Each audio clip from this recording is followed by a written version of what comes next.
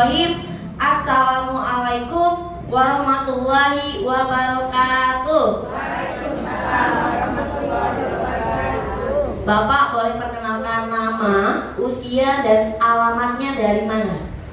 Assalamualaikum warahmatullahi wabarakatuh. Waalaikumsalam warahmatullahi wabarakatuh. Perkenalkan, nama saya Muhammad Ali, umur 54 tahun, alamat Jalan Jaya, nomor 48. Kasih tepuk tangan dulu dong Bapak Ibu semuanya buat Pak Muhammad Ali-nya.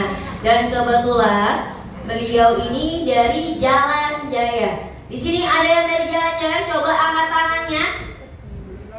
Wah, berarti belum datang ya. Kalau di sesi kali ini Bapak Ibu semuanya berarti belum ada yang dari Jalan Jaya. Biasanya pagi hari atau enggak sore, kesorean dikit Bapak Ibu. Berarti yang dari Jalan Jaya belum semuanya datang ke Center KHL. Betul atau tidak?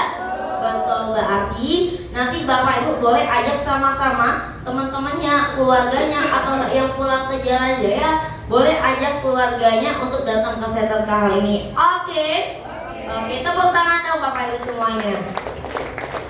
Bapak datang ke Center KHL pastinya membawa keluhan Bapak ya. Keluhan yang dibawa itu apa aja Pak? Banyak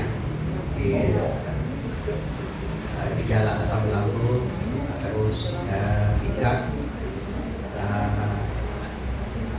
pengapuran, saraf kaki. Ya. Jadi keluhan yang dibawa itu bukan hanya satu saja, tetapi lebih dari satu. Yang pertama itu ada gejala asam lambung. Yang kedua itu beliau keluhannya adalah sakit di bagian pinggangnya. Yang ketiga itu ada pengapuran. Dan bahkan yang keempat itu di bagian kakinya Bapak Ibu yang punya keluhannya. Nah bahkan ini saya Bapak Ibu keluhan yang dibawa itu bukan cuma satu, tetapi ada 4 keluhan yang beliau bawa datang ke Center KHL ini. Terkhususnya Bapak untuk di bagian pinggangnya, itu sudah berapa lama Pak yang dirasakan? Pinggang selama 2 tahun. Kalau sakit pinggangnya itu hampir 2 tahun Bapak Ibu beliau merasakan sakitnya. Kira-kira itu lama atau baru sakitnya? Lama Bapak Ibu ya. Mohon maaf kadang-kadang Bu Mei aja sakit pinggang karena duduk lama aja itu udah ngeluh Bapak Ibu. Padahal cuma sebentar sakitnya. Tapi bayangkan seperti Pak Ali ini sudah 2 tahun beliau rasakan sakit di bagian pinggangnya ini. Dan bahkan itu bisa dikategorikan lama Bapak Ibu ya, betul tidak? Betul sekali. Nah Bapak kalau sakit pinggangnya ini kira-kira penyebabnya karena apa Pak? Kemungkinan sering jatuh, terus karena faktor kerja berat. Jadi beliau ini ternyata penyebabnya itu bisa dikarenakan yang pertama dulu itu beliau sering jatuh, dan yang kedua karena dulu itu beliau sering kerja berat, angkat yang berat-berat. Mungkin dulu belum dirasakan Bapak Ibu ya, tetapi ketika di usia beliau yang 54 tahun ini baru beliau mulai merasakan sakit di bagian pinggangnya. Emangnya Pak kalau boleh tahu sakit pinggangnya ini kalau lagi kumat itu gimana yang dirasakan? Kalau lagi kumat itu nggak bisa duduk, ya bisa duduk, terus yang pinggang ini ada benjolan itu sebesar kepalan tangan itu. Kalau udah kumat ngilu. Iya, jadi Bapak Ibu ternyata untuk Pak Ali ini sendiri, ternyata untuk di bagian pinggangnya ini itu ada benjolan sebesar genggaman katanya. Sebesar ini Bapak Ibu, kurang lebihnya begini. Ini besar Bapak Ibu ya, benjolannya Bapak ya. Pinggang sebelah kiri. Pinggang di sebelah kiri terdapat benjolan sebesar genggaman ini. Dan bahkan itu kalau lagi kumat, lagi kambuh, itu yang dirasakan nyerinya sangat luar biasa. Ditambah lagi kalau udah kumat itu beliau nggak bisa duduk. Berarti kalau misalnya udah kumat kayak itu biasanya cuma tiduran Pak ya? Tiduran pun susah, kadang mencari posisi yang benar-benar kan bisa balik. Bahkan untuk mau tiduran pun coba Bapak Ibu bayangkan, ada benjol segede ini, mau yang namanya duduk itu nggak bisa, ketika mau tiduran pun ya susah. Harus cari posisi yang nyaman terlebih dahulu. Gimana yang dirasakan nyaman itu baru. Berarti Bapak untuk tidur malamnya keganggu. Iya, susah tidur. ditambah juga beliau susah tidur juga. Berarti kalau misalkan kalau untuk ibadah sholat kayak itu gimana Pak? Untuk sholatnya berdiri dan tidak bisa, terus untuk sholat duduk ataupun ditahan sakit dipaksa. Jadi Bapak Ibu semuanya, beliau pun untuk sholat itu nggak bisa berdiri normal, karena beliau juga sholatnya duduk, dan bahkan ketika duduk pun sholatnya itu harus ditahan-tahan Bapak Ibu. Berarti ini kalau dibawa jalan itu gimana Pak? Bisa nggak dibawa jalan jauh? Kalau jalan jauh, paling jauh 20 meter baru bisa. Paling bisa itu 20 meter. Kalau lebih dari situ nanti mulai kerasa sakitnya. Coba Bapak Ibu bayangkan, yang namanya pinggangnya ini ada benjolannya ini di sebelah kirinya, dibawa tidur itu susah, dibawa tiduran, dibawa jalan 20 meter cuma sanggupnya. Ditambah lagi bukan hanya itu saja, mau yang namanya sholat harus duduk, ditambah lagi harus menahan rasa sakit, ditambah lagi duduk pun nggak bisa kalau udah kumat. Kira-kira itu menderita atau tidak? Menderita sekali Bapak Ibu ya. Nah Bapak, hal yang membuat Bapak sedih selama sakit pinggang yang ada benjolannya itu apa Pak? Yang membuat sedih tidak bisa beraktivitas, terus sholatnya terganggu.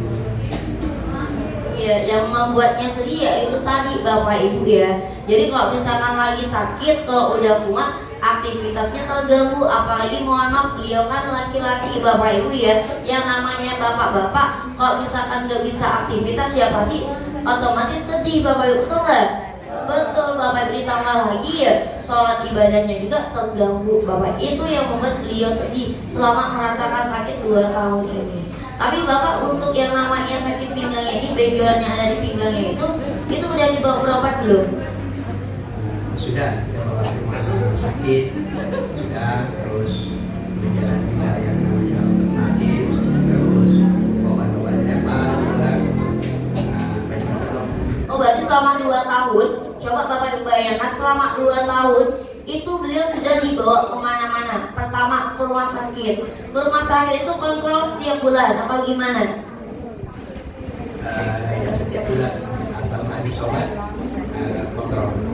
Jadi kalau habis obat nanti kontrol. Biasanya obatnya itu habisnya berapa bulan sekali? Untuk setengah bulan. Jadi obatnya itu Bapak Ibu untuk setengah bulan atau 15 hari selama 2 tahun ini. Iya, setengah tahun. Berarti bapaknya sendiri ini, Bapak Ibu coba bayangkan selama 2 tahun beliau ke rumah sakit dikasih obat. Bapak kalau berarti kalau obatnya habis itu nantinya beliau ke rumah sakit lagi untuk ambil obatnya. Berarti dalam sebulan itu bisa 2 kali beliau bolak-balik ke rumah sakit. Nah ketika minum obat itu dikasih obatnya dalam seharinya berapa hari sekali diminumnya, berapa butir? Untuk obatnya 3 kali 1 hari, terus 4 macam. 3 kali sehari, 4 macam yang Bapak minum obatnya. 3 kali sehari dan sekali minum itu berarti 4 macam. Otomatis Bapak kalau misalkan udah sekali minum 4 butir, dalam seharinya kurang lebih 12 butir, betul tidak? Betul sekali. Nah berarti kalau ambil obat itu ada penebusannya Pak, bayar? Kebetulan kita pakai BPJS. BPJS-nya ini bayar BPJS Mandiri atau ini? BPJS Mandiri.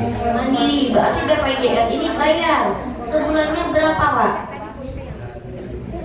Kami satu keluarga itu ada 4 orang, jadi total 100 lebih.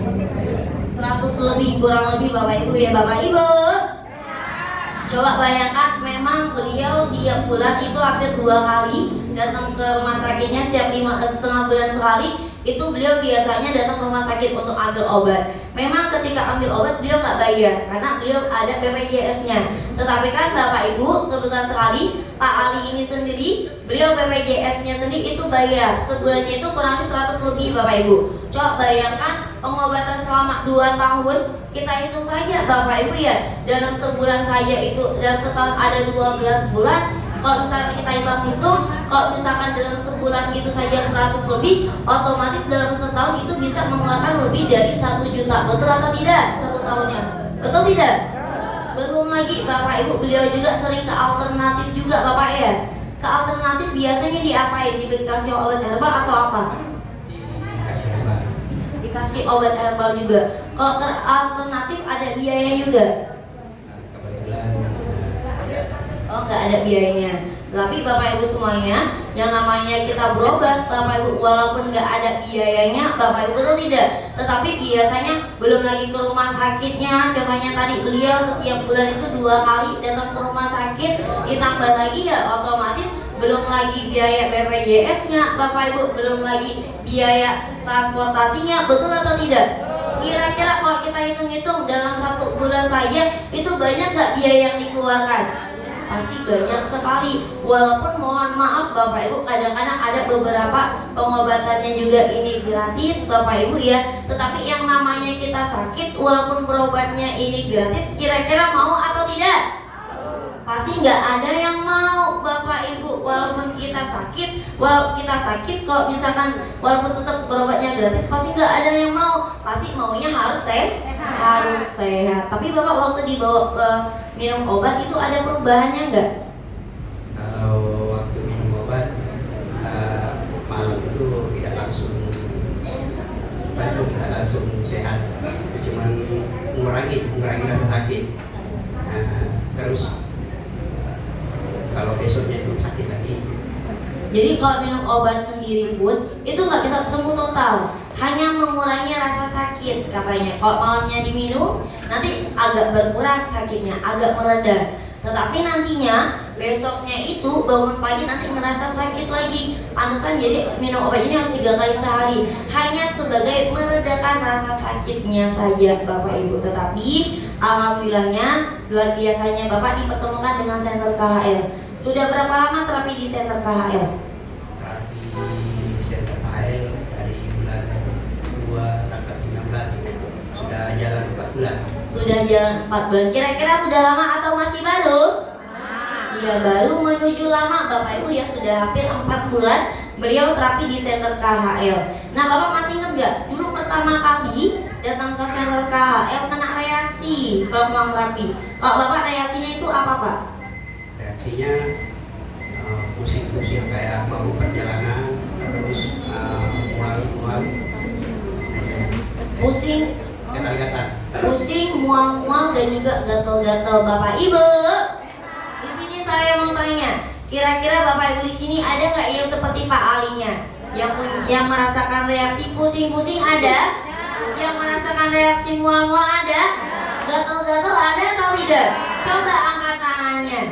Berarti hampir rata-rata semuanya merasakan reaksi yang sama, betul tidak?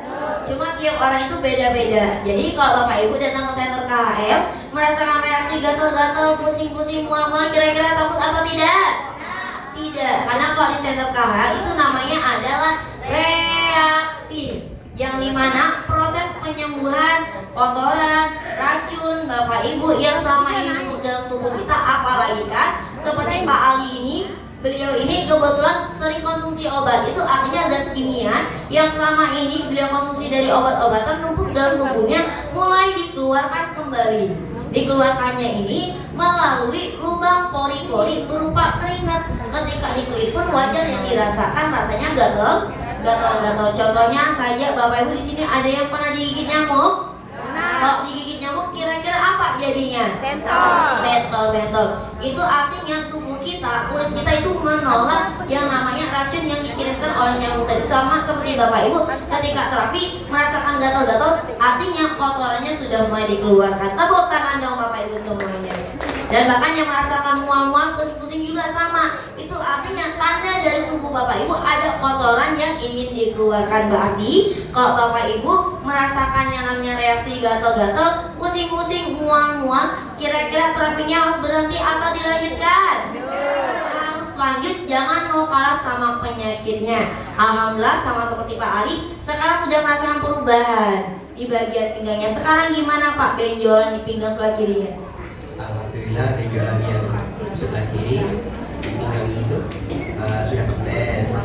Ya, terus kalau sholat sekarang udah bisa berdiri. Alhamdulillah.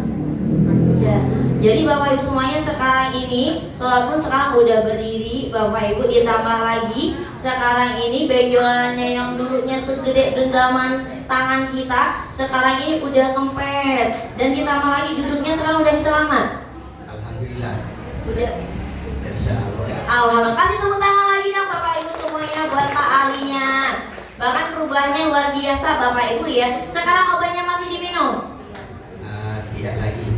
Bahkan obatnya pun udah nggak diminum lagi, benjolannya sudah kempes Bapak Ibu, ditambah lagi aktivitasnya sudah lancar, sholatnya pun udah lancar, duduk lama pun sekarang ini udah bisa. Kasih tepuk tangan dulu dong Bapak Ibu semuanya buat Pak Alinya. Alhamdulillah Pak Ali ya.